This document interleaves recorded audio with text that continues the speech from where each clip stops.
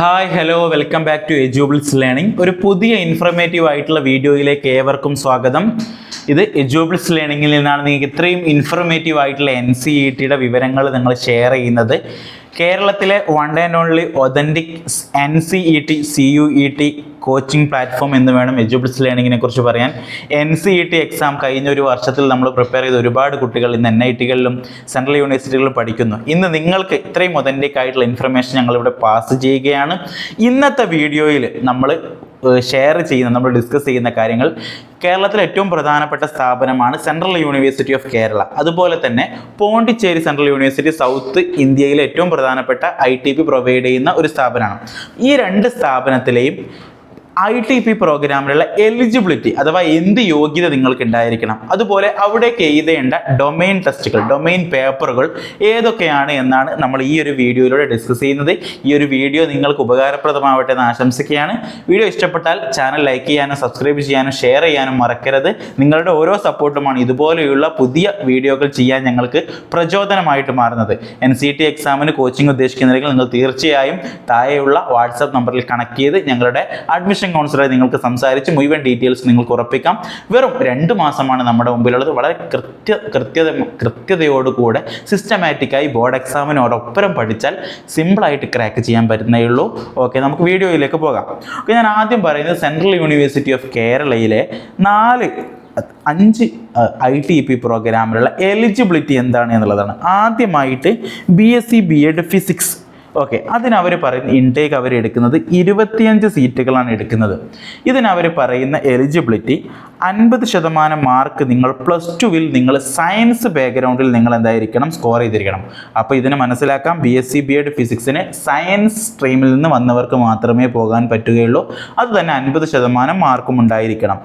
Or equivalent examination with, അല്ലെങ്കിൽ നിങ്ങൾ state അല്ലെങ്കിൽ CBSE ഏതെങ്കിലും ഒരു ബോർഡ്, അത് സയൻസ് ആയിരിക്കണം, അതിൽ എന്തായിരിക്കണം, with physics as compulsory subject from A recognised board. Physics നിർബന്ധമായി നിങ്ങൾ +2 പഠിച്ചിരിക്കണം. BSc BEd നിങ്ങൾ നിർബന്ധമായിട്ട് ഫിസിക്സ് അവിടേക്ക് അപ്ലൈ ചെയ്യണമെങ്കിൽ നിങ്ങൾ +2 സയൻസ് ആയിരിക്കണം, അതിൽ ഫിസിക്സ് പഠിക്കുകയും ചെയ്തിരിക്കണം. ബാക്കി ഏത് നിങ്ങൾ പഠിച്ചില്ലെങ്കിൽ കുഴപ്പമില്ല, ഫിസിക്സ് എന്തായാലും പഠിച്ചിരിക്കണം. ഞാനിവിടെ ഒരു കോളം കൂടി ഏഡ് ചെയ്യുകയാണ്, സബ്ജക്റ്റ് കോമ്പിനേഷൻ. ഓക്കെ, ഇത് CUETലെ മറ്റൊരു സൈറ്റ് പറഞ്ഞിട്ടുണ്ട്, അത് ഞാൻ ഇവിടേക്ക് നമ്മളൊരു വിശദമായിട്ട് CUETയുടെ മാത്രം ഒരു വീഡിയോ ചെയ്തിട്ടുണ്ട്, അത് കണ്ടാൽ നിങ്ങൾക്ക് മനസ്സിലാവും.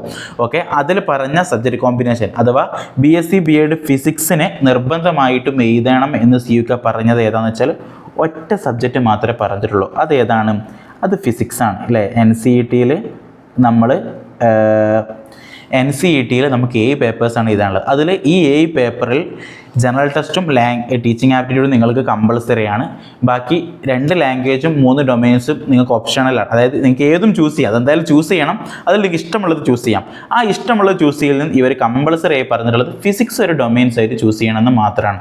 ബാക്കി 2 ഡൊമൈൻസ് നിങ്ങൾക്ക് ഇഷ്ടമുള്ളത് ചൂസ് ചെയ്യാം. നിങ്ങൾ +2 പഠിച്ചതോ പഠിക്കാത്തതോ ആയിട്ടുള്ള ഏതും നിങ്ങൾക്ക് ചൂസ് ചെയ്യാം. ഓക്കെ, സയൻസ് ബാക്ക്ഗ്രൗണ്ടിൽ നിന്നാണ് വന്നതെന്ന് പറഞ്ഞാൽ നിങ്ങൾ സയൻസ് ബാക്ക്ഗ്രൗണ്ടിലുള്ള ഏത് സബ്ജക്റ്റ് ആവുള്ളൂ നിങ്ങൾക്ക് മനസ്സിലായി. ഓക്കെ, അപ്പോൾ ക്ലിയർ ആണ്. ഫിസിക്സ് കമ്പൾസറിയാണ്, ലാംഗ്വേജ് ഏതും നിങ്ങൾക്ക് ചൂസ് ചെയ്യാം. ഓക്കെ, അപ്പോൾ അതിൻ്റെ സബ്ജക്റ്റ് റിക്വയർഡ് ആയിട്ടുള്ള സബ്ജക്റ്റ് നിങ്ങൾക്ക് ഇതിനോടുകൂടി ക്ലിയർ ആയിട്ടുണ്ടാവുമല്ലേ. ഓക്കെ, ഇനി ഞാൻ അടുത്തത് പറയാൻ പോകുന്നത് BSc BEd സുവോളജിയാണ്. സുവോളജിയുടെ ക്രൈറ്റീരിയ അതും 25 ഇൻടേക്കാണ്. 50% മാർക്ക് +2 സയൻസ് ബാക്ക്ഗ്രൗണ്ട് മാത്രമേ പറ്റുള്ളൂ. അതിൽ തന്നെ അല്ലെങ്കിൽ with biological science as a compulsory subject. അപ്പോൾ നിങ്ങൾ +2 ബയോളജി പഠിച്ചാൽ മാത്രമേ നിങ്ങൾക്ക് BSc സുവോളജിക്ക് അപ്ലൈ ചെയ്യാൻ പറ്റുള്ളൂ. ഇതിനും അവരൊരു ക്രൈറ്റീരിയ പറയുന്നുണ്ട്, സബ്ജക്റ്റ് റിക്വയർമെൻറ്റ്. NCERTയിൽ എഴുതേണ്ട സബ്ജക്റ്റ് റിക്വയർമെൻറ്റ് അത് ഏതാണെന്ന് വെച്ചാൽ നമുക്കറിയാം, അത് ബയോളജിയാണ്. നിങ്ങൾ NCERT എക്സാം എഴുതുമ്പം 7 പേപ്പറുകളിൽ 3 ഡൊമൈൻസ് ചെയ്തതിൽ 1 ബയോളജി നിർബന്ധമായും എഴുതണം. ബാക്കി 2 ലാംഗ്വേജ് നിങ്ങൾക്ക് ഇഷ്ടമുള്ളത് ചൂസ് ചെയ്യാം. ഓക്കെ, ഡൊമൈൻസ് ബാക്കി നിങ്ങൾ സയൻസിലുള്ള ഏത് നിങ്ങൾക്ക് ചൂസ് ചെയ്യാം. ബയോളജി കമ്പൾസറിയാണ്. ഓക്കെ, പിന്നെ ജനറൽ ആപ്റ്റിറ്റ്യൂഡ് ടീച്ചിങ് ആപ്റ്റിറ്റ്യൂഡ് കമ്പൾസറിയാണ്. അപ്പോൾ അവിടുത്തെ ഒറ്റ മാൻഡേറ്ററി ഉള്ളൂ ബയോളജി. ഓക്കെ, ഇനി നമുക്ക് BA BEd ഇംഗ്ലീഷിലേക്ക് വരാം. BA BEd ഇംഗ്ലീഷിലേക്ക് വരുമ്പോൾ നമുക്കറിയാം കൃത്യമായിട്ട് അവർ 50-25 ഇൻടേക്കാണ് എടുക്കുന്നത്. അത് 50% marks in class 12th 12ാം class 50% mark ഉണ്ടായാൽ മതി ഫ്രം എ റെക്കഗ്നൈസ്ഡ് ബോർഡ്. അവിടെ അത്രേ പറയുന്നുള്ളൂ. അത് നിങ്ങൾ സയൻസ് ബാക്ക്ഗ്രൗണ്ടിൽ നിന്ന് വന്ന ആളായാലും ഹ്യൂമാനിറ്റീസ് ആയാലും കൊമേഴ്സ് ആയാലും നിങ്ങൾക്ക് എന്തെടുക്കാം, BA ഇംഗ്ലീഷിന് അപ്ലൈ ചെയ്യാം. ഇവിടെ നിങ്ങളുടെ സ്ട്രീം റെലവൻ്റ് അല്ല, ഏത് മേഖലയിൽ നിന്ന് വന്ന ആളുകൾക്കും എന്ത് ചെയ്യാം, BA ഇംഗ്ലീഷിന് അപ്ലൈ ചെയ്യാം. ഹ്യൂമാനിറ്റീസ് ബാക്ക്ഗ്രൗണ്ടും കൊമേഴ്സും ഏതും പറ്റും. ഓക്കെ, അതിൽ ആകെ ഒറ്റ ക്രൈറ്റീരിയയാണ് അവർ പറയുന്നത്, ലാംഗ്വേജിൽ ഒരു ലാംഗ്വേജ് നിർബന്ധമായും ഇംഗ്ലീഷ് ചൂസ് ചെയ്യണം. ഓക്കെ, NCET എക്സാം എഴുതുമ്പം ലാംഗ്വേജ് 2 ഇംഗ്ലീഷുകളുണ്ട്, English for communicating, English literature. അതിൽ ഏതെങ്കിലും ഒന്ന് നിങ്ങൾ നിർബന്ധമായും ചൂസ് ചെയ്തിരിക്കണം. ഇംഗ്ലീഷിലാണ് അവരവിടെ ക്രൈറ്റീരിയ പറഞ്ഞിരിക്കുന്നത്. മറ്റൊരു വീഡിയോയിൽ ഞാൻ വിശദമായിട്ട് പറഞ്ഞിട്ടുണ്ട്. ഓക്കെ, അപ്പോൾ ഇംഗ്ലീഷ് നിങ്ങൾ നിർബന്ധമായിട്ടും ഒരു ഇംഗ്ലീഷ് ചൂസ് ചെയ്തിരിക്കണം. ബാക്കി 3 ഡൊമൈൻസ് നിങ്ങളുടെ ചൂസാണ്. നിങ്ങൾ കൊമേഴ്സ് തന്നാണ്, നിങ്ങൾ കൊമേഴ്സിൽ ഏതും എടുക്കുന്നതിന് കുഴപ്പമില്ല. 3 ഡൊമൈൻസ് നിർബന്ധമായി നിങ്ങൾക്ക് ഇഷ്ടമുള്ളത് ചൂസ് ചെയ്യാം. ഇവരാകെ ഒറ്റ ക്രൈറ്റീരിയ BA ഇംഗ്ലീഷിന് പറയുന്നുള്ളൂ. നിങ്ങൾ എന്ത് ചെയ്യാം, ലാംഗ്വേജിൽ 1 ഇംഗ്ലീഷ് ആയിരിക്കണം. ഇനി എക്കണോമിക്സിലേക്ക് വരുമ്പം അതിനും നമുക്ക് എത്ര സീറ്റാണ്, 25 സീറ്റാണ്. 50% മാർക്സിനും ക്ലാസ് 12ലെ +2 50% മാർക്ക് ഉണ്ടാവണം ഫ്രം എ റെക്കഗ്നൈസ്ഡ് ബോർഡ്. ഇതിലും കറക്റ്റാണ് പറയുന്നത് അല്ലേ. നിങ്ങൾക്ക് ഏത് ബാക്ക്ഗ്രൗണ്ടിൽ നിന്ന് വന്നാലും എന്ത് ചെയ്യുക, എക്കണോമിക്സിലേക്ക് വരാം. കറക്റ്റാണല്ലേ കാര്യങ്ങൾ. ഏതെങ്കിലും 12th സയൻസ് എന്നോ 12th കൊമേഴ്സ് എന്നോ 12th ഹ്യൂമാനിറ്റീസ് എന്നോ ഒന്നും പറഞ്ഞിട്ടില്ല. ഏത് മേഖലയിൽ നിങ്ങൾക്ക് എന്ത് ചെയ്യാം, ആ ഒരു ഏരിയയിലേക്ക് വരാൻ പറ്റും എന്നുള്ളതാണ്. ഓക്കെ, അതിൽ കമ്പൾസറി ആയിട്ട് എഴുതേണ്ടിയിരിക്കുന്ന ഒരു സബ്ജക്റ്റായിട്ട് CUK പറഞ്ഞിരിക്കുന്നത് കൃത്യമാണ് എക്കണോമിക്സ് അല്ലേ. എക്കണോമിക്സ് 3 ഡൊമൈൻസിൽ 1 നിങ്ങൾ എക്കണോമിക്സ് തന്നെ എഴുതണം. ബാക്കി 2 ഡൊമൈൻസ് നിങ്ങൾക്ക് ഇഷ്ടമുള്ളത് എഴുതാം. ഓക്കെ, ഇത് മാത്രം നോക്കുന്നതാണ് കേട്ടോ ഞാൻ പറയുന്നത്. ഓക്കെ, ലാംഗ്വേജ് നിങ്ങൾക്ക് ഇഷ്ടമുള്ളത് എഴുതാം. ഓക്കെ, ഇനി അവസാനത്തതാണ് നമ്മൾ നോക്കാൻ പോകുന്നത് BCom B.Ed. അതിന് 50 സീറ്റാണ്, 50% മാർക്സാണ് ക്ലാസ് 12ൽ വേണ്ടത്. റെക്കഗ്നൈസ് ഇതിനും സ്ട്രീമിൻ്റെ ഒരു ഇതുള്ളൂ. ആകെ സയൻസിന് മാത്രമാണ് ഇവിടെ എന്ത് ചെയ്യുന്നത്, അവർ കൃത്യമായിട്ടുള്ള ഒരു ഈ ക്രൈറ്റീരിയ പറഞ്ഞിരിക്കുന്നത്. അപ്പം ഇതിൽ നിങ്ങൾക്ക് എന്താണ് എഴുതാൻ പറ്റുന്നത്, BCom B.Edലേക്ക് വരുമ്പോൾ അവർ കമ്പൾസറി ആയിട്ട് 2 ഡൊമൈൻസ് പറയുന്നുണ്ട്. കമ്പൾസറി ആയിട്ട് BCom B.Edലേക്ക് 2 ഡൊമൈൻസ് പറയുന്നുണ്ട്. അതെല്ലാവർക്കും അറിയണ്ടാവും. ഒന്ന് അക്കൗണ്ടൻസി, ഏതാണ് അക്കൗണ്ടൻസി, രണ്ടാമത്തത് ഏതാ വരുന്നത്, ബിസിനസ് സ്റ്റഡീസ്. ഓക്കെ, ഇതിൽ നിങ്ങൾക്ക് ഒരു ഡൊമൈൻ ഓപ്റ്റ് ചെയ്യാനുള്ള ഒരു ഓപ്ഷനെ തരുന്നുള്ളൂ. ബാക്കി 2 അവർ പറയുന്നത് തന്നെ എഴുതണം. CUK പറയുന്നത് ഏതൊക്കെയാണ്, അക്കൗണ്ടൻസിയും ബിസിനസ് സ്റ്റഡീസും. ബാക്കി ലാംഗ്വേജ് നിങ്ങളുടെ ഓപ്ഷനാണ്, നിങ്ങൾക്ക് അത് ചൂസ് ചെയ്യാം. ഓക്കെ, ഇതാണ് സെൻട്രൽ യൂണിവേഴ്സിറ്റി ഓഫ് കേരളയുടെ എലിജിബിലിറ്റിയും സബ്ജക്റ്റ് റിക്വയർമെൻറ്റും. അപ്പോൾ NCET എക്സാമിന് അപ്ലൈ ചെയ്യുമ്പോൾ ബുദ്ധിമുട്ടേണ്ട കാര്യങ്ങൾ കൃത്യമായിട്ട് ഇവിടെ പറഞ്ഞു തന്നിട്ടുണ്ട്. ഓക്കെ, ക്ലിയർ ആയി എന്ന് വിചാരിക്കുന്നു. ഓക്കെ, നമുക്കിനി ഇതാ പോണ്ടിച്ചേരി സെൻട്രൽ യൂണിവേഴ്സിറ്റിയുടെ സബ്ജക്റ്റ് ക്രൈറ്റീരിയയും കാര്യങ്ങളൊക്കെ എന്ത് ചെയ്യാം, നമുക്ക് ഈ വീഡിയോയിൽ നമുക്ക് ഡിസ്കസ് ചെയ്യാം. ഓക്കെ, അടുത്തതായിട്ട് നമ്മൾ ഡിസ്കസ് ചെയ്യാൻ പോകുന്നത് പോണ്ടിച്ചേരി സെൻട്രൽ യൂണിവേഴ്സിറ്റിയിൽ. ഓക്കെ, നമുക്കറിയാം പോണ്ടിച്ചേരി സെൻട്രൽ യൂണിവേഴ്സിറ്റിയിൽ ഏതൊക്കെ BA B.Edകളാണ്, ഏതൊക്കെ സബ്ജക്റ്റാണ്, അവിടേക്കുള്ള എലിജിബിലിറ്റി ഏതൊക്കെ, അവിടുത്തെ കോമ്പിനേഷൻസ് CUT എക്സാമിലേക്ക് എഴുതേണ്ട കോമ്പിനേഷൻസ് ഏതൊക്കെ എന്നാണ് നമ്മൾ നോക്കുന്നത്. ഓക്കെ, അവിടെ നമ്മൾ പോണ്ടിച്ചേരിയിലേക്ക് വരുമ്പോൾ ഒരു ഡിഫറൻസ് ആയിട്ടുള്ള ഒരു കാര്യങ്ങളാണ് അവിടെ വരുന്നത്. അവിടേക്ക് നിങ്ങൾക്ക് സെൻട്രൽ യൂണിവേഴ്സിറ്റി ഓഫ് കേരളയിലാണ് BSc B.Ed ഫിസിക്സിന് എന്ന് പറഞ്ഞിട്ട് റാങ്ക് ലിസ്റ്റ് പബ്ലിഷ് ചെയ്യും. BSc B.Ed സുവോളജി എന്ന് പറഞ്ഞിട്ട് അതിന് മാത്രം റാങ്ക് ലിസ്റ്റ് പബ്ലിഷ് ചെയ്യും. ഇനി ഓരോന്നിനും പബ്ലിഷ് ചെയ്യും. പക്ഷേ പോണ്ടിച്ചേരി യൂണിവേഴ്സിറ്റിയിൽ അങ്ങനെയല്ല. പോണ്ടിച്ചേരി യൂണിവേഴ്സിറ്റിയിൽ BSc B.Edന് മൊത്തമായിട്ട് ഒറ്റ റാങ്ക് ലിസ്റ്റാണ്. അതായത് BSc B.Edന് പറ്റുന്ന ആളുകളൊക്കെ എടുക്കും. എന്നിട്ട് അതിൻ്റെ ഉള്ളിൽ അവർക്ക് എന്ത് ഇഷ്ടപ്പെട്ട സബ്ജക്റ്റിലേക്ക് പോകാനുള്ള ഒരു ഓപ്ഷൻസാണ് BA B.Ed. അപ്പോൾ നമുക്ക് അതിൻ്റെ ക്രൈറ്റീരിയ കുറച്ച് ഡിഫറൻ്റ് ആയിട്ട് വരും. അപ്പോൾ അത് നമുക്ക് ചെക്ക് ചെയ്യാം. അപ്പോൾ BSc B.Edന് അവർ പറയുന്ന ക്രൈറ്റീരിയ, ഓക്കെ, BSc B.Ed അവിടെ പ്രൊവൈഡ് ചെയ്യുന്നത് ഫിസിക്സും കെമിസ്ട്രിയും മാത്സും 3 അവർ പ്രൊവൈഡ് ചെയ്യുന്നുണ്ട്. അപ്പോൾ അതിന് നോക്കൂ, ഫസ്റ്റ് BSc B.Ed അവർ 50 സീറ്റാണ് വരുന്നത്. അവരിതൊക്കെ പറയുന്നറിയോ, ഒന്നാമത്തെ eligibility criteria, pass with at least 50% of marks in the senior secondary or +2 its equivalent. +2 50% mark ഉണ്ടായിരിക്കണം. And should have studied physics chemistry maths.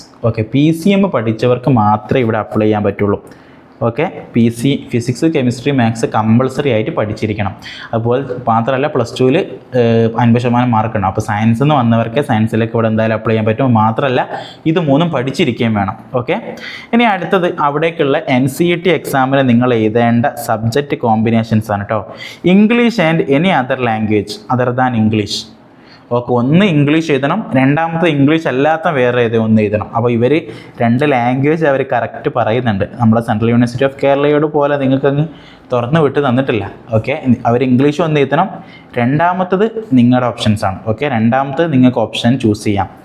ഇനി അവർ ഡൊമൈൻസിലും അവർ കൃത്യമായിട്ട് പറയുന്നുണ്ട്, ഫിസിക്സ് കെമിസ്ട്രി മാത്സ് ഇത് 3 എഴുതണം. ഓക്കെ, PCM 3 എഴുതണം. അപ്പം പോണ്ടിച്ചേരി സെൻട്രൽ യൂണിവേഴ്സിറ്റിയിലേക്ക് BSc B.Ed അപ്ലൈ ചെയ്യുന്ന ആളുകളാണെങ്കിൽ അവർക്ക് കൃത്യമാണ് അവരുടെ മുമ്പിലുള്ള കാര്യങ്ങൾ. ഡൊമൈൻസ് ഫിസിക്സും കെമിസ്ട്രി മാത്സും എടുക്കണം, ലാംഗ്വേജിൽ ഒന്ന് ഇംഗ്ലീഷ് എടുക്കണം. രണ്ടാമത്തെ ലാംഗ്വേജ് നിങ്ങൾക്ക് ചൂസ് ചെയ്യാം. ജനറൽ ആപ്റ്റിറ്റ്യൂഡും ടീച്ചിങ് ആപ്റ്റിറ്റ്യൂഡും എഴുതണം. ഓക്കെ, അത് ക്ലിയർ ആണല്ലോ അല്ലേ? ഇനി അടുത്തത് നമുക്ക് വരുന്നത് BA B.Ed ആണ്. അപ്പോൾ ഞാൻ പറഞ്ഞല്ലോ ഇതെന്തുകൊണ്ട് അവർ 3 എഴുതണം എന്ന് പറയുന്നത്, കാരണം അവർ BSc B.Ed ഫിസിക്സ് എന്ന് പറഞ്ഞിട്ട് മാത്രം അവരെന്ത് ചെയ്യില്ല, റാങ്ക് ലിസ്റ്റ് പബ്ലിഷ് ചെയ്യില്ല. BSc B.Ed മൊത്തമായിട്ടാണ് എടുക്കുക. അത് എടുക്കുമ്പോൾ 3നും കൂടെ പറ്റുന്ന ആളുകളെ എടുക്കുള്ളൂ. എന്നിട്ട് അതിൻ്റെ ഉള്ളിൽ അഡ്മിഷൻ ലഭിച്ചതിന് ശേഷമാണ് നിങ്ങൾക്ക് ഏതാണ് BSc B.Ed ഫിസിക്സ് ആണോ കെമിസ്ട്രി ആണോ ഇഷ്ടത്തിന് പോകാനാവുന്നത്.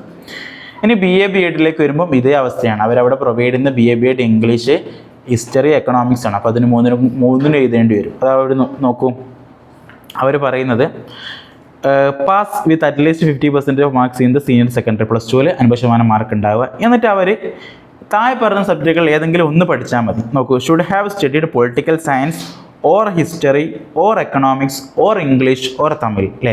ഇതിൽ ഏതെങ്കിലും ഒരു ഡൊമൈൻസ് നിർബന്ധമായും പഠിച്ചിരിക്കണം. ഓക്കെ, പൊളിറ്റിക്സോ ഹിസ്റ്ററിയോ എക്കണോമിക്സോ ഇംഗ്ലീഷോ തമിഴോ ഇതിലേതെങ്കിലും ഒന്ന് പഠിച്ചാൽ നിങ്ങൾക്ക് യോഗ്യത ഉണ്ടായി. അപ്പോൾ നിങ്ങൾ ഏത് കൊമേഴ്സിനാണെങ്കിലും ഹ്യൂമാനിറ്റീസ് ആണെങ്കിലും സയൻസ് ആണെങ്കിലും ഇതിലേതെങ്കിലും ഒന്ന് എന്തായാലും പഠിച്ചിരിക്കണം. ഇനി എന്താ പറയുന്നത്? ഓക്കെ, ഇനി ഇവർ NCERT എക്സാമിന് എഴുതേണ്ട ഡൊമൈൻസിനെ കുറിച്ച് പറയുന്നുണ്ട്. ഏതൊക്കെ ലാംഗ്വേജിനും ഇംഗ്ലീഷ് കമ്പൾസറി ആയി പറയുന്നുണ്ട്. കാരണം എന്താണ്, BA B.Ed ഇംഗ്ലീഷ് അവിടെ കൊടുക്കുന്നത്, അതുകൊണ്ട് ഇംഗ്ലീഷ് എന്തായാലും എഴുതണം. അടുത്ത് any other language other than English is preferred by the candidate prefer ചെയ്യുന്ന മറ്റൊരു ലാംഗ്വേജ് നിർബന്ധമായിട്ടും എഴുതിയിരിക്കണം. ഓക്കെ, പെഡഗോളജിക്കൽ സബ്ജക്റ്റിന് എന്ത് ചെയ്യണം? തമിഴിലുള്ള പെഡഗോളജിക്കൽ സബ്ജക്റ്റ് പഠിക്കണമെങ്കിൽ നിർബന്ധമായിട്ട് എന്ത് ചെയ്യണം? തമിഴ് ആയിരിക്കണം സെക്കൻഡ് ലാംഗ്വേജായി ചൂസ് ചെയ്യണം എന്ന് അവർ പറയുന്നുണ്ട്. മലയാളികൾ പൊതുവെ അത് എടുക്കാറില്ല, അല്ലേ? ഓക്കെ, ഇനി അവർ പറയുന്ന ഡൊമൈൻസിലേക്ക് പറയുമ്പം അവർ കൃത്യമായിട്ട് പറയുന്നുണ്ട് political science and economics and history. Okay, 3 അവർ ഡൊമൈൻസ് ആയിട്ട് പറയുന്നത്. ഇത് കഴിഞ്ഞ വർഷത്തേതാണ് ഞാനിവിടെ ഔട്ട് ചെയ്തിരിക്കുന്നത്. ഈ വർഷം എന്തെങ്കിലും മാറ്റം അവർ പുതിയ ബ്രോഷർ ഈ വർഷത്തെ ഔട്ട് ചെയ്തിട്ടില്ല ഇതുവരെ. അപ്പോൾ ഔട്ട് ചെയ്താൽ അതിൻ്റെ കൃത്യമായ കാര്യങ്ങൾ നമുക്ക് ഈ വർഷം കിട്ടും. ഇതാണ് പൊതുവെ കഴിഞ്ഞ വർഷങ്ങളായിട്ട് അവർ ചോദിക്കുന്നത്. Okay, physics chemistry maths political science economics history ഇതാണ് അവർ കൃത്യമായിട്ട് പറയുന്നത്. ഓക്കെ, അപ്പോൾ ഇതാണ് NCERT എക്സാമിന് പോണ്ടിച്ചേരിയിലേക്കും സെൻട്രൽ യൂണിവേഴ്സിറ്റി ഓഫ് കേരളയിലേക്കുള്ള ക്രൈറ്റീരിയ ആയിട്ട് വരുന്നത്. ഓക്കെ, അപ്പോൾ ക്ലിയർ ആണല്ലോ കാര്യങ്ങളൊക്കെ. അപ്പോൾ എന്തെങ്കിലും കാര്യങ്ങളൊക്കെ ഉണ്ടെങ്കിൽ കമൻറ്റ് ബോക്സിലും പുതിയ വീഡിയോ ആയിട്ട് അറിയിക്കും. അപ്പോൾ feel free to contact us through the below number. നമ്മുടെ താഴെയുള്ള നമ്പർ ഒന്നുകൂടെ ഇവിടെ കാണിച്ചിട്ടാണ് 97 46 380 365. ഈ നമ്പറിൽ നിങ്ങൾക്ക് എപ്പം കണക്ട് ചെയ്താലും NCERT എക്സാമിൻ്റെ മുഴുവൻ ഡീറ്റെയിൽസ് കാര്യങ്ങൾ വാട്സപ്പിലൂടെയും കോളിലൂടെയും നിങ്ങൾക്ക് ലഭിക്കും. അപ്പോൾ ഫ്രീ ആയിട്ട് ഇത് കോൺടാക്ട് ചെയ്യാം. അതുപോലെ തന്നെ നമ്മുടെ കോച്ചിങ് ഉടനെ തന്നെ ഓൾറെഡി ആരംഭിച്ചിട്ടുണ്ട്. 60 ഡേയ്സ് ക്രാഷ് ബാച്ച്. നമുക്കിനി മുമ്പിലുള്ളത് 2 ബാച്ചുകൾ മാത്രമാണ്. ഇപ്പോൾ ഓൾറെഡി സ്റ്റാർട്ട് ചെയ്ത 60 ഡേയ്സ് ക്രാഷ് ബാച്ച് ഉണ്ട്. ഇനി നമ്മൾ സ്റ്റാർട്ട് ചെയ്യുന്ന last batch 30 days crash batch. ഇതിലും കൂടെ നിങ്ങൾക്ക് ജോയിൻ ചെയ്യും. കാരണം April 15 എക്സാം. അപ്പം ഈ കാര്യങ്ങൾ ശ്രദ്ധിക്കുക. വളരെ കൃത്യതയാർന്ന പ്രിപ്പറേഷനോട് നിങ്ങൾക്ക് എന്ത് ചെയ്യാം, നിങ്ങളുടെ ഇഷ്ടപ്പെട്ട യൂണിവേഴ്സിറ്റിയിൽ ITP പ്രോഗ്രാം 4 വർഷം കൊണ്ട് ഡിഗ്രിയും B.Edഉം പഠിച്ച് 21-ാം വയസ്സിൽ തന്നെ നല്ലൊരു ടീച്ചറായിട്ട് മാറാൻ കഴിയട്ടെ എന്ന് ആശംസിക്കുന്നു. ഇതോടുകൂടെ ഈ വീഡിയോ അവസാനിപ്പിക്കുന്നു. നന്ദി.